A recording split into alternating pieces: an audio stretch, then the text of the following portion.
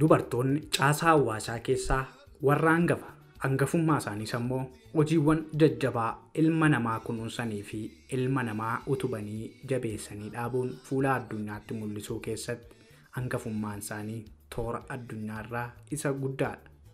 Guddummaa isaanii kan mul'isanis hojiiwwan itti kennaman sirnaan raawwachuu fi caasaa korniyaa ilmi namaa ittiin waloofu keessatti hangafummaa fi gahee dirqama mataa isaanii qabu.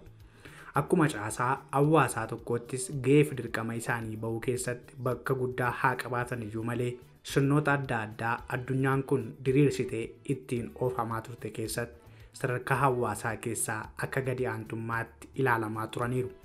Uummanni Oromoos yeroon booda dhiibbaa biyyoota yookaan immoo biyyoota ollaa kana fudhachuun yaada gadi aantummaa dubartootaaf qabu calaqqisiisuu haa eegalu malee akka sabaatti Oromoon ilaalchi dubartootaaf qabu daran guddaa akka ture kan agarsiisan ragaalee hedduutu mul'ata. Uummanni Oromoo ilaalcha kabajaaf jaalala dubartootaaf qabu kanaaf bifa garaagaraan ibsaa tureera. Dubartiin dhaloota itti fufsiisuu keessatti dhiira irra gahee olaanaa akka qabdu seenaan galmi Oromoo akkasumas sirni duudhaa Oromoo gadi fageenyaan utubee kaa'a.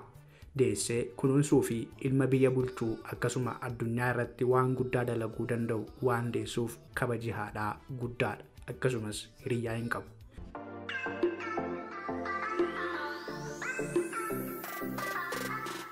Maarreen kabajamtoota daawwattoota keenya nagaa sin daganne nagaan keenya kabajaaf jaalalaa bakka jirtan maratti sinaa qaqqabu jechaa qophii keenya Elellee torban kanaa qabannee dhiyaannee jirra.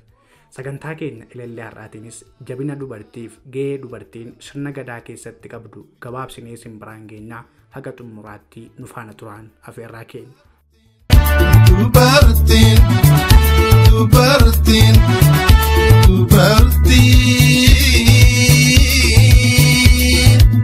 Amana rabbiitti jabeessi jabaatu jabeessi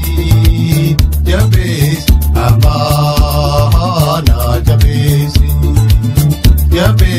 Dubartiin dhiira addunyaa bulchullee ni bulchiti. Maarree harka lafa jalaan dubartiin hoogganaa addunyaa maraatii jechuudhaan barreessaan kitaaba Anatomy of Female Power jedhamu Sinchuis barreessee jira. Dubartoonni caasaa hawaasaa keessaa tokkodha. Kana malees safuu hawaasaa fi seera waaqa eeguuf kabachiisuu keessatti dubartiin bakka guddaa waan qabduuf kabaji dubartootaa olaanaadha jedhama. Uummanni Oromoo kabajaa fi ulfina dubartootaaf qaban keessumaa dubartii deessee dhaloota itti fufsiistu jechuun marartee dubartootaaf qaban mul'isaa turaniiru. Dubartiin hundarra jaalalaa fi kabaja guddaa qabdi. Aadaa Oromoo Booranaa keessatti gumii yookaan kora irratti dhimmi dubartootaa dursee ilaalama. Gumiin kora ta'ee dhimma ilaalamaa jiran oofanii yoo qabaatan illee dubartiin rakkoo irra gahee himachuu ka dhufte yoo argan dhimma ilaalaa jiran battala dhaabanii isheef dursa kennu. Seera waraanaa fi lola saboota ollaa waliin yeroo garaagaraa keessatti uummata Oromoo quunnamaa ture keessatti illee dubartoonni Oromoo kanneen ciccimoo ta'an farda gulufuun dandeettii waraanaa cimaa qabaachuu isaanii haaluun hin danda'amu. Yoo dubartoonni sirna gadaa keessatti hin hirmaatin gadaanuu hin qajeelu jedhama. Yeroo abbaan manaa ishee gadaa qabatu haati warraa isaa immoo uffata aadaa uffachuun meeshaalee aadaa harkatti qabattee cina deemti. Akka maanguddoonni jedhanitti yeroo dhiirri gadaa qabatu obboleettiin shaashii mataa isaatti maruufiin seera jedhu sunis waa lama ibsaa jedhu. Tokkoffaa shaashii sana obboleessa isaanii gadaa qabateef mataatti maruun hirmaannaa dubartootaa yookaan qooda qabaachuu dubartootaa kan mul'isu yoo ta'u, gama biraatiin immoo isheenis of kaltii yookaan immoo gadaa qabatteetti jedhamee amanama. Sababii inni olaanaan gadaan dubartoota malee guutuu hin ta'u akka jedhamu taasise ammoo jalqaba yeroo namichi gadaa qabatu sun akka haati warraa isaa seera guutuuf qabdu gaafachuun seera qabaachuu ishee mul'isa. Jalqaba namichi gadaa qabatu kan hin fuune yoo ta'e kan seera guutuuf obboleetti yookaan firaan ta'edha. Itti aansuun ammoo namichi gadaa qabachuuf jedhu kun fuudhee yoo jiraate haadha manaa isaatu seera guutaafi jechuudha. Yoo kan fuudhee hiikete ammoo bakka isheen jirtu barbaadee akka isheen seera guutuufiif ni gaafata. Isheenis seera kana guutuufiif dirqama qabdi. Seera gadaatiin kennameef waan ta'eef namichi sun erga hiikeellee haadha manaa biraa kan fuudhe yoo ta'e seera kana guutuuf ka danda'u haadha manaa ishee duraati. Sababiin isaa haadha manaa qarree rakkoo itti qalan waan ta'eef hangafummaa fi safuun kan ishee duraati. Kanaaf kana malees yoo kan jalaa duute taatellee jalqaba bakka awwaalaa ishee irra dhaabbachuun kottuu seera naa guuti jechuun yeroo 3 gaaffii sagalee dhageessisa. Sana booda haadha manaa boodarraa fuudhe yoo qabaate yookaan obboleettii isaatti tumaa seeraa tumuun seera kana akka guutuufiif qopheeffata. Kunis seera qabeessummaa yookaan immoo seera sana guutuuf seera argachuu yookaan mirga argachuu kan mirkaneessu ta'uudha jechuudha. Dubartiin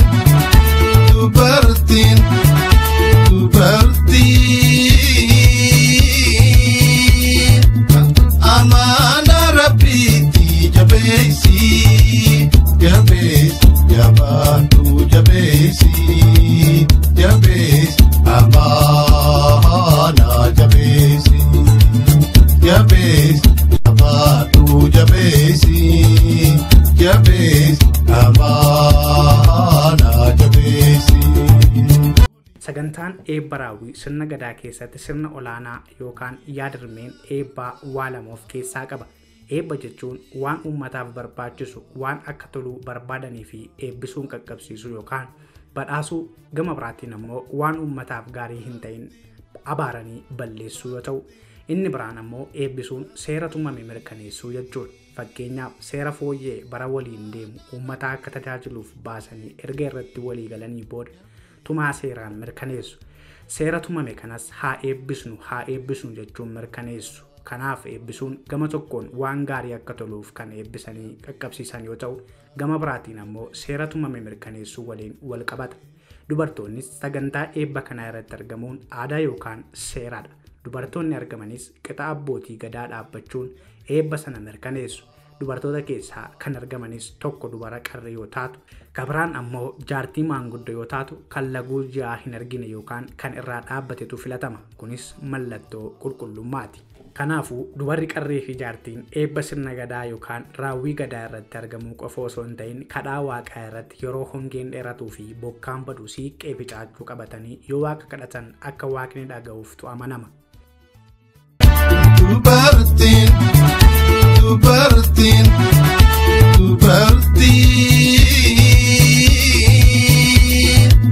amaana rabbiitti jabeessi, jabees, jabaatu jabeessi, jabees, amaana jabeessi, jabees, jabaatu jabeessi, jabees, amaana jabeessi.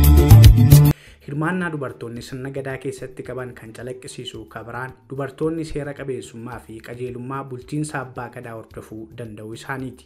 Seera haaraanis ta'e seerri fooyyee tumamuu yoo jiraate kan mirga dubartootaa hin miinee fi kan dubartoota fayyadamoo taasisu ta'uu addaan baafachuun kan isaan miidhu yoo ta'e akka isaan miidhu yaada isaanii ibsachuun akka seerichi fooyya'u gochuudhaaf hirmaannaa fi mirga kan qaban ta'uu isaaniiti. Kabiraan jiila sirna gadaa bobba'uu fi bakka abbaan gadaa deemee qubate biyya araarsuu fi jiila geggeessuu hundatti haati manaa isaa akka waliin deemtuuf cina teessu seera qabaachuu isheeti. Sababiin isaas bakka jiila sanaatti abbaan gadaa dubartoota biroo mul'achuun akka qalbiin isaa gara biraatti hin maanneef. Sababa kanaafis murtee sirrii fudhachuu isa keessatti akka rakkoon hin uumamne yookaan akka dalagaa isaa seeraan raawwatuuf ni to'atti jechuudha. Kana egaa dubartoonni sirna gadaatiif hundeedha yookaan lafee dugdaati kan jedhamuuf. Dubartiin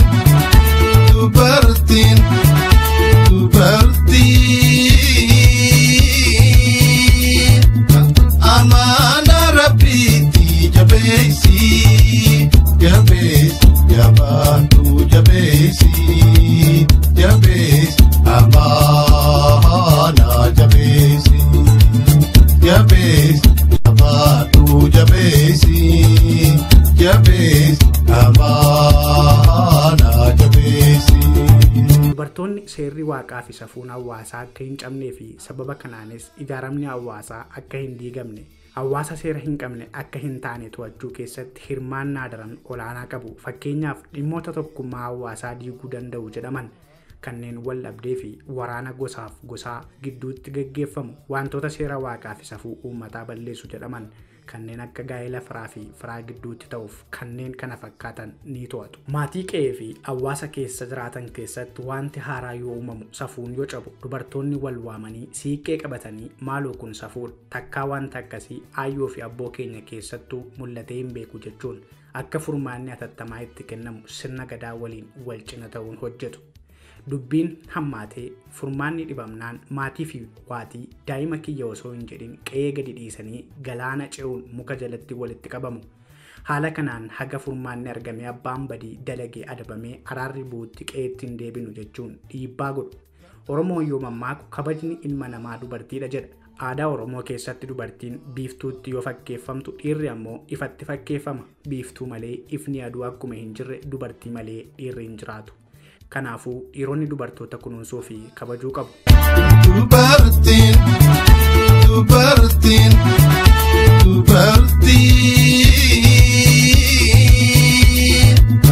amaana rabbiitti jabeessi jabaatu jabeessi amaana jabeessi jabaatu jabeessi amaana jabeessi. Oromoon haadha dacheettis fakkeessa. Dacheen dhalootaa hanga du'aatti baattee nama soortu, haatis akkasuma dhala ishee baattee soorti. Oromoon waaqa gaditti dachee safeeffata, kabajas. Haatis akkuma dachee kabajaa fi ulfina maluuf argachuu qabdi. Akka sirna gadaatti dubartiin tokko duutee jechuun akka waan namootni sagal du'aniitti kalakkaa'amudha. Yeroo nama tokko himatanis ragaa hin gaafataman. Kunis sirna gadaa dubartootaaf iddoo guddaa kan qabu ta'uu agarsiisa. Sirni gadaa dubartoonni qabeenya akka horatan taasisuu keessatti gahee olaanaa qaba. Kana jechuun dubartoonni qabeenya horatanii dinagdeedhaan akka of danda'an taasisuu keessatti gahee olaanaa kan qabu ta'utu dubbatama. Dubartoonni sirna gadaa keessatti haadha siinqee, haadha urjii, haadha nagaa, haadha garbii fi kanneen kana fakkaatan jedhamuun gahee hojii gaggeessummaa garaagaraa qabu. Hojiin haadha siinqee mirga dubartootaa fi nageenya eegsisuu yoo ta'u, hojiin haadha urjii ammoo walqixxummaa mirga dubartootaa fi dhiirotaa yookaan ammoo shamarranii fi dardaranii eegsisuu fi dubartoonnii fi ijoollonni duudhaalee sirna gadaa akka kabajaniif barsiisuudha. Haati nagaa ammoo rakkoo dhiiraa fi dubartoota gidduutti uumame furuu fi waraana dhaabsisuuf haadha siinqee waliin kan hojjettudha. Gaheen hojii haadha garbii dubartoota walitti qabdee mariisisuu fi qindeessuu yoo ta'u, kana malees itti gaafatamtuu kominikeeshinii dubartootaa gahee hojii garaagaraa qabaniiti. Kun dubartoonni sirna gadaa keessatti gahee guddaa kan qaban ta'uu kan agarsiisudha. Sirna gadaa keessatti dubartoonni dhimmoota hawaasummaa, diinagdee, siyaasaa fi mirgoota namoomaa eegsisuu irratti kan hirmaatan ta'uu agarsiisa. Kana egaa dubartiin jireenya guutuu ilma namaa gaggeessuu keessatti, hariiroo hawaasa gidduu jiru tumsuu keessatti, nageenya biyyaa eegsisuu keessatti, safuu fi seera waaqa kabachiisuuf to'achuu keessatti gahee tilmaama hin qabne qabu yoo jedhame kan nama hin saalfachiisnedha. Dhugumaanuu dubartiin hooggantuu hoogganaa addunyaa maraati. Dubartiin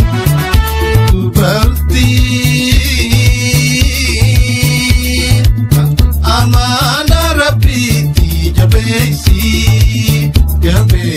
jabaatu jabeessi amaana jabeessi jabaatu jabeessi amaana jabeessi. Egaa dubartiin bakka hundaattiyyuu beektuu fi hubattuu waan taateef waan guddaa dalaguu dandeessi. Hawaasni Oromoo hawaasummaa bakka aadaa fi duudhaan Oromoo keessatti daddabalatee jiraatu mana murtii mootummaatti wal hirmaachisuun karaa aadaatiin rakkoo isaa furachuu filata. Duudhaa kana jajjabeessuu fi babal'isuun aadaa fi duudhaa kana guddisuu qabna.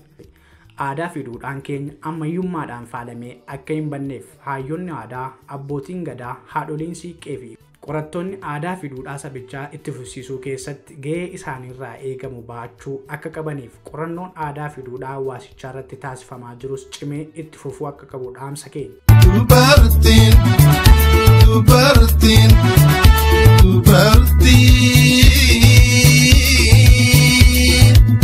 amaana rabbiitti jabeessi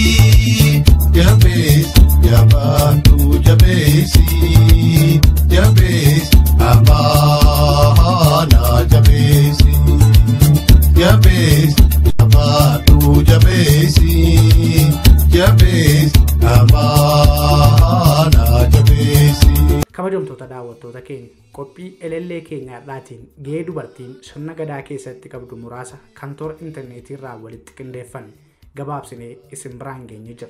Waan nu hordoftaniif kabaja argadhaa jechaa qophiin Elellee keenya irraa asuma irratti goolabama. Torban qophii Elellee biraatiin haga wal agarruutti nagaatti jechaa qopheessituun qophichaa Ayyaantuu Tulluuti, seenessaan Lalisaa Alamuuti.